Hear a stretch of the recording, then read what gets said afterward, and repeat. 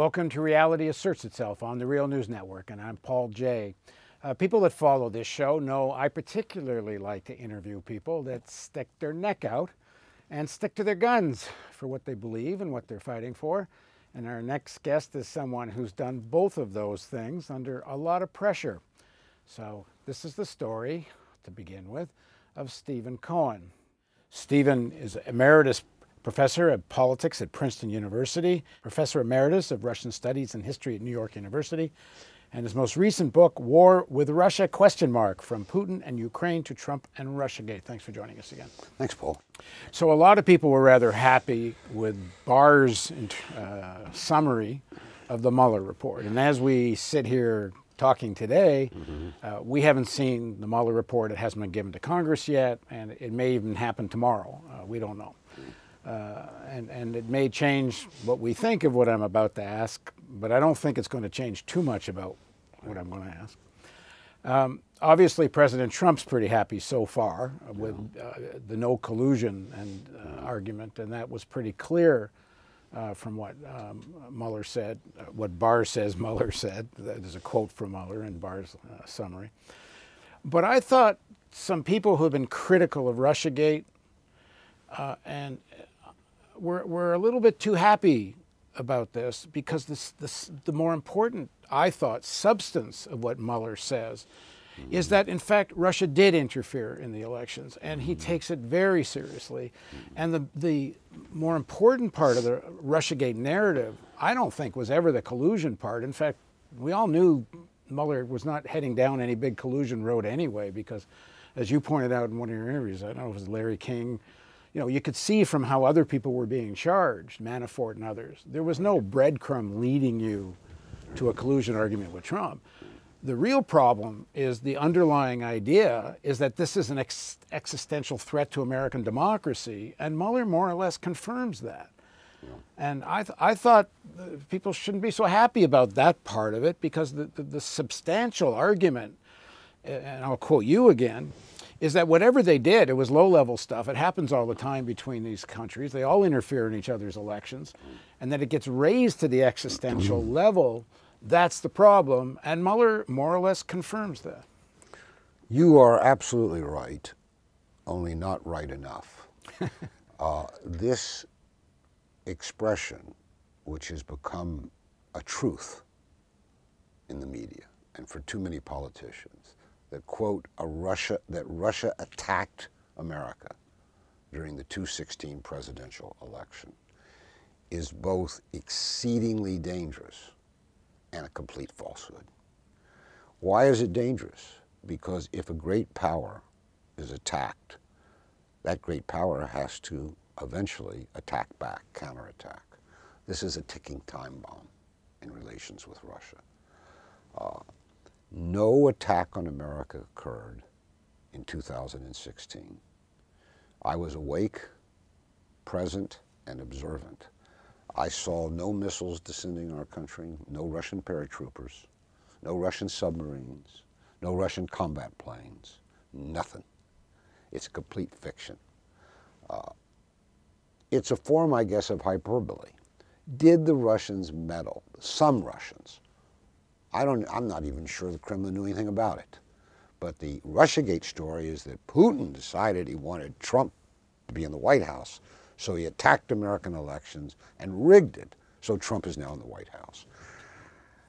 I don't know how many people actually believe this, but too many continue to say it, including the New York Times, the Washington Post, CNN, MSNBC. Too many influential news outlets are putting out an exceedingly dangerous fiction, which is a form of warmongering.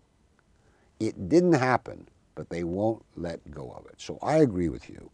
There was no attack on America, but they're keeping this up. Was there meddling? As you say, sure. So let's do briefly the history of Russian-American meddling in each other's politics. Where would you like to begin?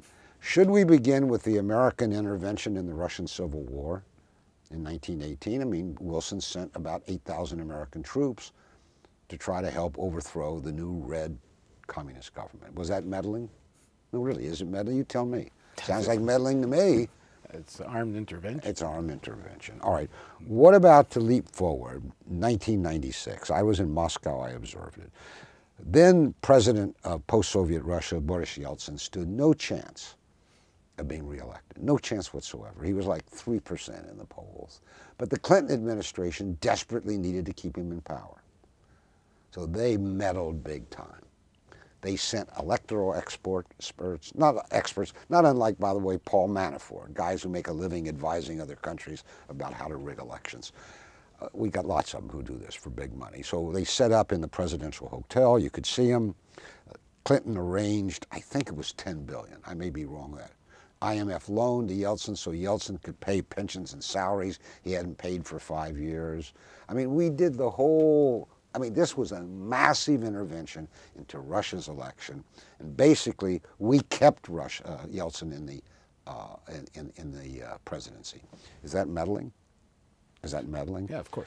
What happened with Russian meddling in 2016, compared to the kind of meddling both sides have done, was jaywalking. The only reason it became one of the worst scandals, and I think most damaging in American history, because of the loathing for Trump and because the Clinton people couldn't accept that she was defeated fair and square. So they made up a story. And you know, there's this book Shattered, which tells about how they sat around and said, we'll blame it on the Russians. However, it's exceedingly unpatriotic. It's warmongering. It's damaging our institutions of the presidency. I mean, if it's true, for example, let's say it's true, that the Kremlin can put Trump in the White House, then evidently our electoral system in this country is not reliable. And why not a governor or a senator or a member of the Congress that Putin likes? And what about the next one? I think it's going to erode confidence in our electoral system on the part of American voters. And what about the presidency itself? I mean, people actually say that a Kremlin puppet sits in the presidency. Do they think that the damage done to the institution of the presidency is going to end when Trump leaves? And do they think Republicans aren't going to do something similar to the next Democratic president? And the media's scandalous coverage of this, abandoning their own standards. I mean, you don't get your virginity back quite that easily. I mean, they've got a lot to atone for, but at the moment they're not even prepared to say they did anything wrong. Just the other day, the heads of these CNN, the executive editor of the New York Times, I think the Washington Post, all said they thought their coverage of Russiagate had been great. I mean, really? Really? I mean, that's like a brain surgeon missing cancer and then saying he thought he did a good job. I mean, it's preposterous. So we have a major problem here. And the myth, there was no Russian attack, the Russians meddle. Mainly what made the meddling different from the kind of meddling that went on, for example, when there were Russian-backed American Communist parties, for example, in this country, is social media. It was a social media thing. And a final point, let's say that the Russians, they didn't, launched a major social media attack to distort the thinking of American voters. And were successful. Because that's one of the premise, right? People are saying that, right? Yeah. What does that say for American voters? What contempt people have for American voters? So-called American Democrats have contempt for American voters. And now what are they doing? They're out busy censoring social media so that we won't get any information that might disorient an American voter. You can't, if you don't believe that the electorate will reach a rational decision in voting by whatever interest individual voters have, you're not a Democrat. I don't mean a member of the Democratic Party. You're not a Democratic person. If you don't believe in voters, you can't be a Democratic person. Then you're an authoritarian. The story that got completely lost as they focused on low-level meddling that was mostly, I think anyone can determine, rather ineffective, was the Cambridge Analytica story and the ban and the use of troll farms, American-controlled troll farms, to do this targeted social media manipulation. And that's out there, and including the unarm of Cambridge Analytica, which helped shape the Brexit vote in the United Kingdom, and the role of Robert Mercer, who funded Bannon and Kellyanne Conway and originally backed Cruz and then helps create Trump as president. I mean, that's the real story of the Trump presidency, not this low-level meddling. And they've never really told that story in mainstream media. I mean, we did a whole documentary on it on the Real News. This whole thing's been lost about the real kind of sinister dark side to the 2016 elections. What worries me more, though, is the way Russiagaters, the zealots of Russiagate, have criminalized contacts with Russia. I think that this Clinton organization, what's it called? Center for American Progress or something, CAP, which has a website called Thought Progress or something, has posted 150 Trump-related contacts with Russia. I mean, I've had most of those contacts with Russia. I mean, I've had contacts with Russian intelligence agents. One was a good friend of mine. 5 or 6 of them I worked with in a historical archive, and we did smoking breaks and lunch breaks together, and we talked. I mean, I've had all sorts of contacts in my nearly 50 years of dealing with Russia. There was a time when contacts were supposed to be good because it was a way of understanding and avoiding conflict, part of détente, part of diplomacy. But Russiagate, the allegations, and I don't believe any of them, by the way, the allegations, have criminalized contacts. Incidentally, as we talk, this young Russian woman, Marina Butina, sometimes pronounced here Butina, but it's Butina, B-U-T-I-N-A, has been sitting in an American prison for more than 6 months, most of it in solitary, for doing nothing other than what many Americans do in Russia, and that is go around talking about how good the American political system is to Russians. She went around bragging on Putin and the Russian political system here. For that, she's been kept in prison and was, as Russians say, finally broken, literally. That's how Russians break people. They lock you away until you confess. We call confession a plea.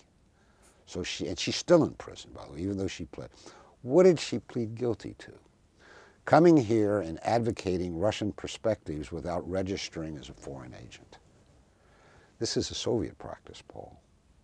One of the things that worries me is that Russiagate has generated too many Soviet-style practices by American authorities. The use of informers, people who were sent to inform on members of Trump's team, like Papadopoulos, for example.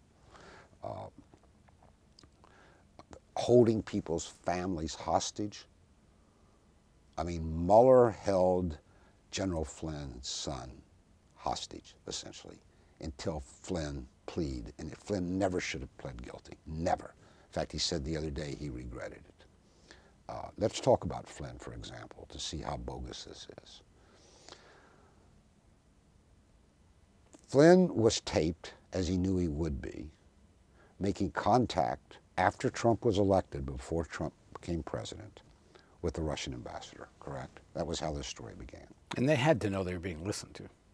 Well, of course they should have. Well, so you would say if he knew he was being listened to, why would he go forward and have this meeting or discussions with the Russian ambassador?